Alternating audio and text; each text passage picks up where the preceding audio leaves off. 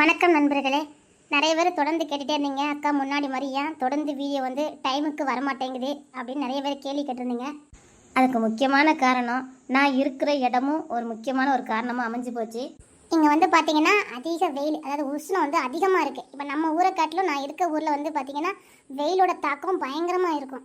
நம்ம ஊரில் ஒரு பழமொழி சொல்லுவாங்க, ஏன்னா எனத்தோட சேரணும்னு. அது வந்து எப்படின்னா, நம்ம எங்கே பிறந்து வளர்ந்தோமோ அந்த இடத்துல இருந்தால் தான் நம்ம உடலும் நம்ம உள்ளமும் ஆரோக்கியமாக இருக்கும். நம்ம வந்து இடத்த மாற்றும் போது நமக்கு அது வந்து செட் ஆகாது. அப்படிதான் எனக்கும். நானும் இந்த ஊருக்கு வந்து கிட்டத்தட்ட 15 இல்லை, இந்த ஊருக்கு வந்து 15 வருஷம் ஆகுது. எனக்கு வந்த நாள்லேருந்து இந்த ஊர் எனக்கு செட் ஆகலை. எனி டைம் எப்போ மாதிரி ஏதாவது ஒரு ப்ராப்ளம் இருந்துக்கிட்டே இருக்கும். நானும் வருஷம் வருஷம் இந்த வெயிலுடைய தாக்கத்தை அனுப்பிச்சிட்டு தான் இருக்கேன். இது வந்து இந்த வருஷம் கொஞ்சம் அதிகமாகவே இருக்குது. அதனால இந்த சின்ன சின்ன உடல் உபாதைகள் வரதுனால தான் என்னால் வந்து அதிக லாங் டைம் வீடியோவும் டயத்துக்கு வீடியோவும் அப்லோடு பண்ண முடியலை. அதே மாதிரி இன்னொரு விஷயம், இங்கே வந்து நம்ம வந்து வீட்டில் ஒய்ஃபை கனெக்ஷன் வச்சுருப்போம்.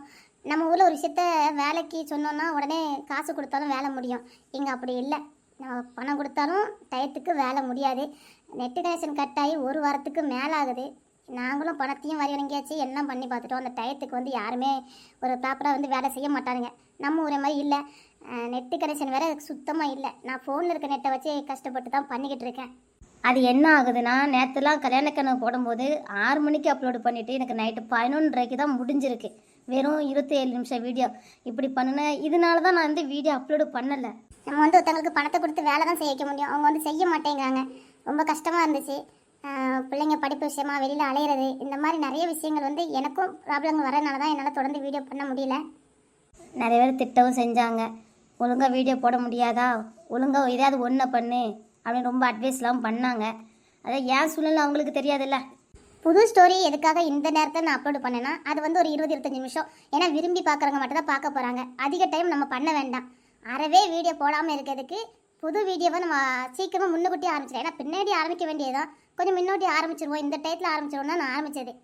கல்யாண கனவாக இருக்கட்டும், இல்லை முதிர்கன்னியாக இருக்கட்டும், குறைஞ்சது 35 நிமிஷம் இல்லை 40 நிமிஷம் போட்டால் தான் மக்கள் வந்து ரொம்ப ஆர்வமாக இன்ட்ரெஸ்ட்டாக பார்ப்பீங்க. இப்போது நெட்டு சரியாக இல்லை அப்படிங்கிற ஒரே காரணத்துக்காக தான். ஏன்னா காலையில் அப்லோடு பண்ணால் நைட்டு தான் வந்து அப்லோட் ஆகி முடியுது. நான் வந்து அதை சரியாக கொண்டு வர முடியல.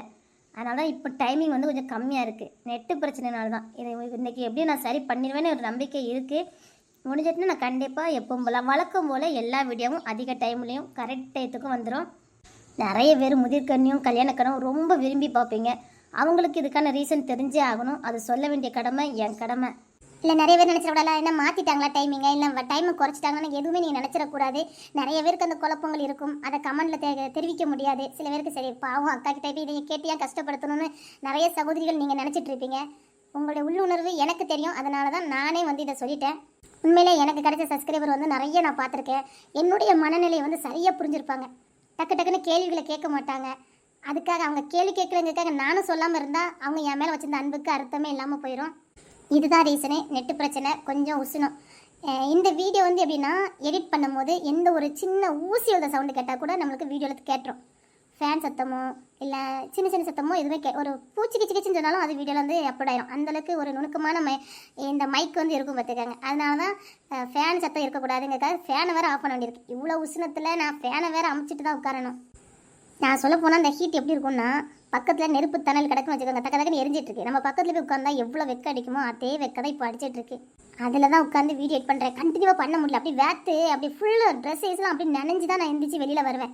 ஒரு 5 நிமிஷம் பண்ணால் 5 நிமிஷம் நான் வெளியில் வந்து ஃபேன் காற்று நின்னா தான் முடியும். அதெல்லாம் படப்படப்பாக வந்துடும். அவ்வளோ வெக்க அடிக்குது. என்னால் முழு வீச்சாக வந்து அதுலேருந்து வீடியோ எடிட்டிங் பண்ண முடியல. ஆனால் நான் எவ்வளோ முயற்சி பண்ணுமோ அவ்வளோ முயற்சி பண்ணி நான் சீக்கிரம் வீடியோ அப்லோட் பண்ணுறதுக்கு நான் முயற்சி பண்ணுறேன்.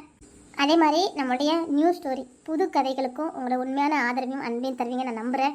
ஏன்னா உண்மையாக சொல்கிறேன், காதல் பேரரசனாக இருக்கட்டும் இல்லை நம்ம சேட்டைக்காரனாக இருக்கட்டும், ரெண்டுமே ரொம்ப டிஃப்ரெண்ட்டான கதை ஸ்டோரி.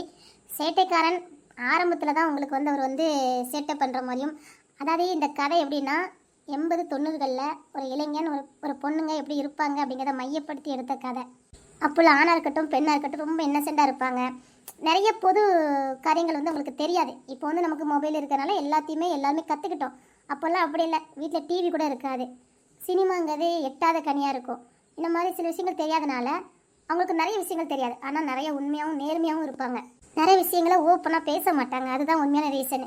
அதெல்லாம் மையப்படுத்தி எப்படி வாழ்ந்திருக்காங்க, ஒரு காதல் இவ்வளோ புனிதமாக நினைக்கிறாங்க, இன்றைய காதல் புனிதமாக இருக்குதா அப்போது காதல் எவ்வளோ புனிதமாக பார்த்தாங்க, ஒரு பெண்ணுக்கு எவ்வளோ ரெஸ்பெக்ட் கொடுத்தாங்க, இந்த மாதிரி சில விஷயங்களை மையப்படுத்தி தான் அந்த கதை. அது ஸ்டார்டிங்கில் சேட்டைக்காரனாக இருந்தாலும் தனக்கு மெச்சூர்டு வரும்போது ஒரு ஆண் என்ன பண்ணுவான் அப்படிங்கிறது தான் அந்த கதைக்களம். அப்புறம் காதல் பேரரசன். காதலிக்கவே கூடாத ஒரு குடும்பத்தில் ஒரு வாலிபனுக்கு காதல் வருது. அந்த காதல் அவன் கை கூட வச்சுதா, இல்லை அந்த காதலுக்காக போராடினானா, இல்லை காதலை விட்டு கொடுத்தானா, இல்லை தான் வாழ்க்கையில் நீ காதலே இருக்கக்கூடாதுன்னு நினச்சி வேறு முடிவு எடுத்தானாங்கிறதா அந்த கதை. மறக்காமல் பாருங்கள். உங்கள் பொண்ணான ஆதரவையும் எனக்கு தாருங்க. அப்புறம் நிறைய பேர் ரொம்ப திட்டுறதை விட அசிங்கமாக சில விஷயங்கள் கமெண்ட் பண்ணாங்க. நீங்கள் வழக்கம் போல் அந்த கமெண்ட்டை பண்ணுங்கள். அது எனக்கு ஒரு பூஸ்ட் மாதிரி. நான் அதை பாசிட்டிவாக தான் எடுப்பேன். நல்ல கமெண்ட் தர என் அன்பு சகோதரிகளுக்கு என் நெஞ்சார்ந்த என் மனமார்ந்த நன்றிகளையும் வாழ்த்துக்களையும் எல்லாம் வல்ல இறைவனுடைய ஆசீர்வாதம் உங்களுக்கு கிடைக்கட்டும்னு எப்பவும் வாழ்த்துவேன். என்னுடன் 5 வருஷத்துக்கு மேலே எங்களோட பயணித்து வர நிறைய சகோதரிகள் இருக்கீங்க. உங்கள் எல்லாருக்கும் என் மனமார்ந்த நன்றி. எல்லாம் வல்ல இறைவன் உங்களுக்கு எல்லாவித ஆசீர்வாதத்தையும் செல்வத்தையும் சந்தோஷத்தையும் மகிழ்ச்சியும் கொடுக்கட்டும்னு நான் தினமும் வேண்டிக்கிறேன். முக்கியமான இன்னொரு விஷயம், என்கிட்ட ஏகப்பட்ட கதைகள் இருக்குது.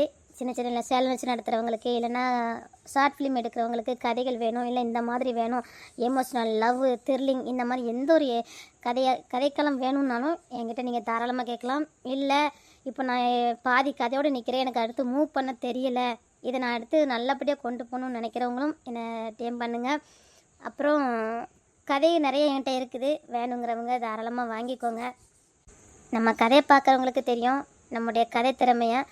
அதனால் நீங்கள் கதை தேவைப்படுறவங்க தாராளமாக வாங்கிக்கலாம். மற்றபடி யூடியூப் டிப்ஸ் எதுவும் தேவைனாலும் என்னை தாராளமாக தொடர்பு கொள்ளலாம். இன்னொன்று ரொம்ப ரொம்ப முக்கியமான ஒன்று, இந்த சூப்பர் தேங்க்ஸ் பண்ணுற சகோதரிகளுக்கு என் மனமார்ந்த நன்றி. இப்போ நான் உண்மையிலே நிம்மதியாக நைட்டு தூங்குறேன் அப்படின்னா அதுவும் ஒரு காரணம். ஏன்னா எனக்குள்ளே ஏதோ ஒரு பயம் இருந்துக்கிட்டே இருக்கும். நான் வந்து ஜெயிச்சிருவேனா வந்துடுவேனா அப்படிங்கிற ஒரு திகிலும் ஒரு பயம் எனக்குள்ளே இருக்கும். அதை நிச்சயமாக போக்குனது உங்களுடைய சூப்பர் தேங்க்ஸ் தான். அதை நான் மறக்கவே மாட்டேன். ஏன்னா நம்ம ஒரு வியாபாரம் பார்க்குறோம் அப்படின்னா அதில் லாபம் வந்தால் தான் நமக்கு அன்றைக்கி தூக்கம் வரும். அப்படி தான் எனக்கு ரொம்ப பயமும் திகிலும் இருந்துக்கிட்டே இருந்துச்சு. ஏன்னா நான் வந்து ரொம்ப வருஷமாக கதை எழுதுகிறேன், நான் ஜெயிக்கலை அப்படிங்கிற ஒரு எண்ணம் எனக்குள்ளே இருந்துக்கிட்டே இருந்தது. அதை மாற்றினது உங்களுடைய லைக்கு, கமெண்டு, சூப்பர் தேங்க்ஸ், இது எல்லாம் தான். ரொம்ப ரொம்ப நன்றி. நானும் ஜெயிச்சுட்டு வரேன் அப்படிங்கிற ஒரு நம்பிக்கை கொடுத்தது உங்களுடைய கமெண்டும் உங்களுடைய லைக்கும் சூப்பர் தேங்க்ஸும் தான். சொல்லதுக்கு வார்த்தைகள் இல்லை. என் தலைகளை தாழ்த்தி நன்றிகளை தெரிவித்துக் கொள்கிறேன்.